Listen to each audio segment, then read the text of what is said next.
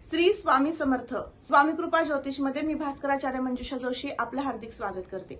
आज आपण जाणून घेणार आहोत कुंभ राशीच्या जातकांना अर्थात तुम्हाला जुलै 2024 हा संपूर्ण महिना कसा राहणार आहे। या महिन्यामध्ये तुम्ही कोणकोणत्या महत्त्वपूर्ण गोष्टी करायच्या आहेत, कोणती कामे हाती घ्यायची आहेत याबद्दलची सविस्तर माहिती जाणून घेणार आहोत। तुमचं शिक्षण, आरोग्य, वैवाहिक सौख्य कसं राहणार आहे याबद्दलची सुद्धा अधिक माहिती आपण याच माध्यमातून जाणून घेणार आहोत। चला तर मग माहितीला सुरुवात करूयात। सुरुवातीलाच आपण सर्वांना विनंतीपूर्वक सांगू इच्छिते की आजचा हा व्हिडिओ अतिशय खास राहील तुमच्यासाठी। नक्की तो तुम्ही सुरुवातीपासून शेवटपर्यंत श्रवण करा। व्हिडिओ आवडला तर नक्कीच व्हिडिओला लाईक आणि शेअर करायलाही विसरू नका। तुमची कुंभ रास आहे, सध्या तुम्हाला 67 सुरू आहे। 67च्या टप्प्यातनं जाताना अनंत प्रकारच्या अडचणी उपभोगत असाल, त्याचा जो मोठा होणारा त्रास आहे तोही तुम्हाला सहन करावा लागत असेल, परंतु जुलै महिन्यामध्ये ग्रहांची साथ कशी लाभेल आणि त्या माध्यमातून जाणून घेणार आहोत की या कर्जावरचं नियंत्रण कसं आणता येईल किंवा हे कर्ज कमी कसं होईल हेही आपण याच माध्यमातून जाणून घेत आहोत। राशी पत्रिकेतील प्रथम स्थान लग्नस्थान, ज्यावरनं आपण आपलं स्वतःचं व्यक्तिमत्व पाहत असतो, आत्मविश्वास पाहत असतो, या सर्व दृष्टीने विचार केला तर लग्नस्थानामध्ये असणारे शनिदेव हे तुम्हाला थोड्याफार प्रमाणामध्ये नैराश्य लगेचच आणतात। कुठलेही काम करताना करू की नको अशी द्विधा मनस्थिती सुद्धा निर्माण करून देतात। तर या महिन्यामध्ये तुम्हाला आत्मविश्वास प्राप्त व्हावा आणि प्रत्येक कामामध्ये यश संपादन व्हावं यासाठी मारुती स्तोत्र वाचन करणं सुरू ठेवायचं आहे। यामुळे तुम्हाला 67चा होणारा जो मोठा त्रास आहे तो सुद्धा कमी होऊ शकतो। धनस्थानाच्या दृष्टीने विचार केला तर धनस्थानामध्ये असणारी मीन रास, राहुदेव त्या ठिकाणी विराजमान आहेत। राहुदेवांच्या उपस्थितीमुळे धनस्थानामध्ये तुम्हाला थोड्याफार प्रमाणात संचयासाठी अडचणी येत असतील। गुंतवणूक करताना थोड्याफार प्रमाणामध्ये धोका निर्माण होऊ शकतो आणि पैसा अडकून राहू शकतो। म्हणून या महिन्यामध्ये राहुदेवांसाठी विशेष उपाय मी सुचवणार आहे, तो तुम्ही नक्की करून पहा।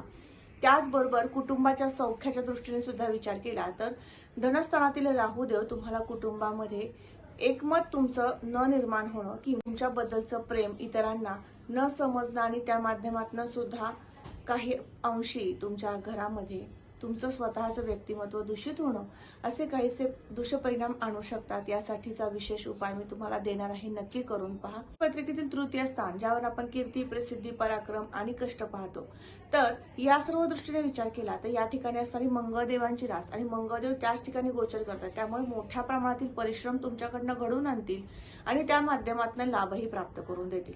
12 जुलै पर्यंतचा कालावधी तुमच्यासाठी उत्तम आहे परिश्रमासाठी। प्रत्येक काम करताना तुम्हाला आत्मविश्वासाने आणि जिद्दीने ते काम पूर्ण करून देण्यासाठी मंगळदेव विशेष प्रयत्नशील राहतील आणि तुम्हाला लाभप्राप्तीकडे घेऊन जातील। ती प्रसिद्धीच्या दृष्टीने विचार केला तर मीडिया क्षेत्राशी रिलेटेड लोकांना हा महिना 12 जुलैपर्यंत अतिशय उत्तम आहे। तिथून पुढे मात्र थोड्याफार प्रमाणामध्ये अडचणी येऊ शकतात, पण मोठ्या प्रमाणातील हे कुयोग नाही, कारण तुम्हाला तुमचं काम अगदी उत्तमरित्या पूर्ण करून ते प्रेझेंटेशन देणं हे अतिशय गरजेचं राहील। ज्यांचं मीडिया क्षेत्राशी रिलेटेड काम आहे, IT क्षेत्राशी रिलेटेड काम आहे, त्या लोकांसाठी 12 जुलैपर्यंतचा काळ अतिशय उत्तम आहे तुमचं व्यक्तिमत्व उंचावण्यासाठी। चतुर्थ स्थानाकडे जाऊयात। वाहन वास्तूच्या दृष्टीने हा महिना काय म्हणतो, या ठिकाणी असणारी गुरुदेवांची उपस्थिती आणि मंगळदेव 12 तारखेनंतर त्या ठिकाणी येतील। गुरु मंगळाची युती ही चतुर्थात झाल्यामुळे तुम्हाला वास्तूचं सौख्य उत्तम प्रकारचं मिळेल। खूप दिवसापासून इच्छा होती एखादं वास्तू घ्यावी, छोटंसं आपलं घर असावं आणि त्या माध्यमातून तुम्ही प्रयत्नशील होतात, पण होत नव्हतं, अनंत अडचणी येत होत्या, फायनान्शियल प्रॉब्लेम्स होते। तर या मंगळाच्या उपस्थितीमुळे 12 जुलै नंतर तुमचं ते कार्य सिद्धीस जाऊ शकतं, मनासारखं घर तुम्हाला दृष्टीस पडू शकतं, तुमचं स्वप्न साकारू शकतं। अशा पद्धतीने वाहन वास्तूचं सौख्य उत्तम मिळेल।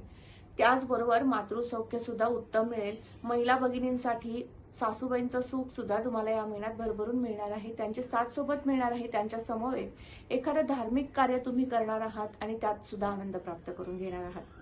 राशी पत्रिकेतील 5वं घर, ज्यावर आपण संततीचं सौख्य पाहतो, शिक्षण पाहतो आणि प्रेमप्रणय पाहतो, तुम्हाला शिक्षण घेणाऱ्या वर्गाला, विद्यार्थी वर्गाला नक्कीच साथ सोबत करतील, अभ्यासामध्ये एकाग्रता वाढवतील। 19 जुलै नंतरचा कालावधी तुम्हाला अभ्यासासाठी, परीक्षेसाठी अतिशय उत्तम आहे। नवीन ऍडमिशन कुठलं करायचंय, कोर्स जॉईन करायचा आहे, नक्कीच 19 जुलै नंतर करा। उत्तम ग्रहांची स्थिती तुम्हाला लाभत आहे। संतती सौख्याच्या दृष्टीने हा महिना मध्यम स्थिती दर्शवतो। मुलांच्या बाबतीमध्ये काळजी चिंता वाटू शकते, त्यांच्या आरोग्यासाठी विशेष तुम्हाला काळजी वाटू शकते.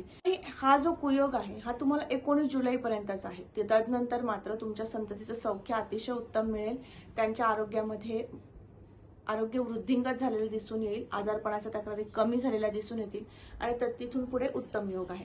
ज्यांना फॅमिली प्लॅनिंग करायचं आहे त्यांच्यासाठी गुरुचं बळ आपण पाहत असतो आणि त्या माध्यमातून तुमची जन्मलग्न पत्रिकेप्रमाणे जर संतती योग सुरू असेल तर नक्कीच संततीसाठी चान्स आपण घेत असतो.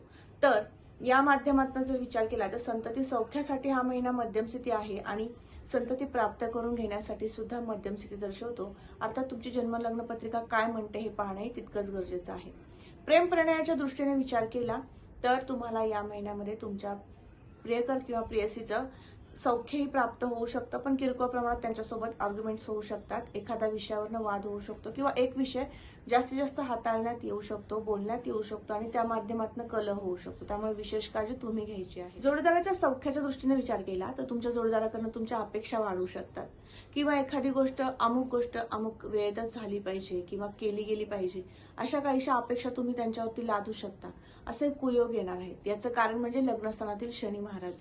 शनी महाराज लग्नस्थानातनं सप्तम स्थानावर देतील आणि असे काहीसे कुयोग निर्माण करतील. तर विशेष काळजी तुम्ही घ्यायची आहे. तुमचं रिलेशन चांगलं राहण्यासाठी, तुमचं नातं टिकवण्यासाठी नक्कीच तुम्ही काही गोष्टी सोडून द्यायला शिकले पाहिजेत. हे या माध्यमातून मी सल्ला देऊ इच्छिते. सप्तम स्थानावर आपण भागीदारीचे व्यवसाय सुद्धा पाहतो. ज्यांचं कन्स्ट्रक्शन संदर्भातील भागीदारी व्यवसाय आहे किंवा खरेदी विक्री संदर्भातील भागीदारीचा व्यवसाय आहे त्यांच्यासाठी अतिशय उत्तम योग आहेत. ज्यांचा लोखंडा संदर्भातील किंवा माल वाहतूक संदर्भातील व्यवसाय आहे अशा वर्गाला सुद्धा भागीदारी संदर्भातील व्यवसाय सुरू करण्यासाठी आणि ज्यांचा पूर्वजच आहे त्यांना तो व्यवसाय डेव्हलप करण्यासाठी उत्तम कालावधी आहे, उत्तम ग्रहस्थिती आहे.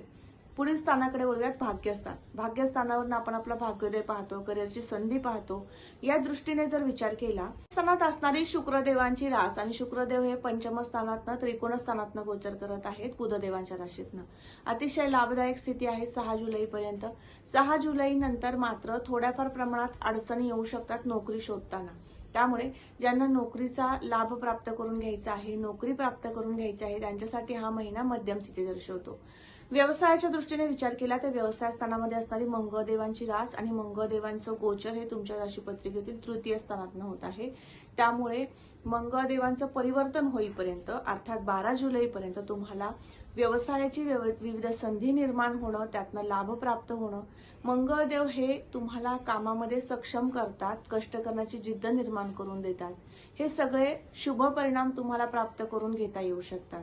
त्यामुळे विशेष काळजी घ्या.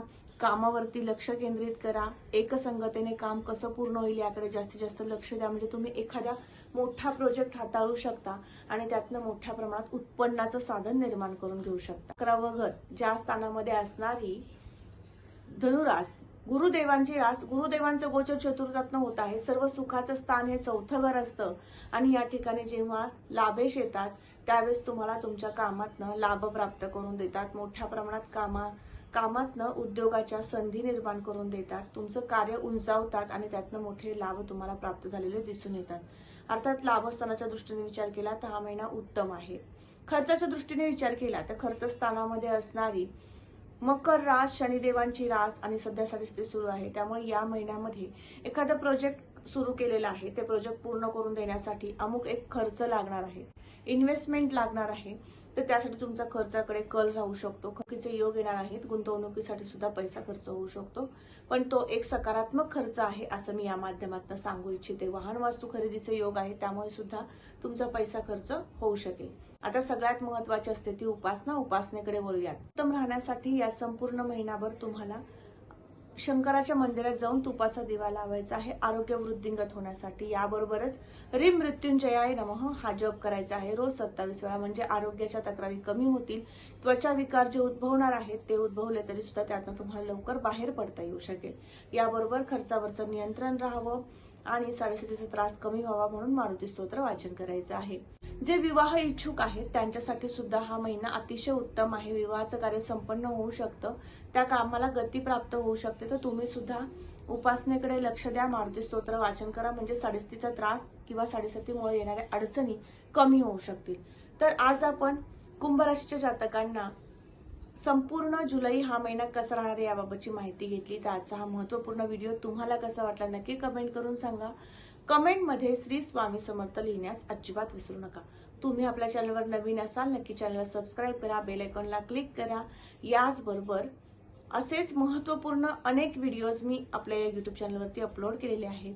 तर नक्की तेही जाऊन पहा, माहिती घ्या, इतरांनाही शेअर करायला विसरू नका. पुन्हा भेटूयात.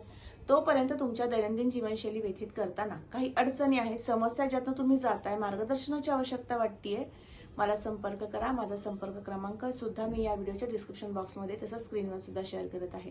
पुन्हा भेटूयात अशाच माहितीसोबत. तोपर्यंत आपली रजा घेते. श्री स्वामी समर्थ. जय जय स्वामी समर्थ. रामकृष्ण हरी.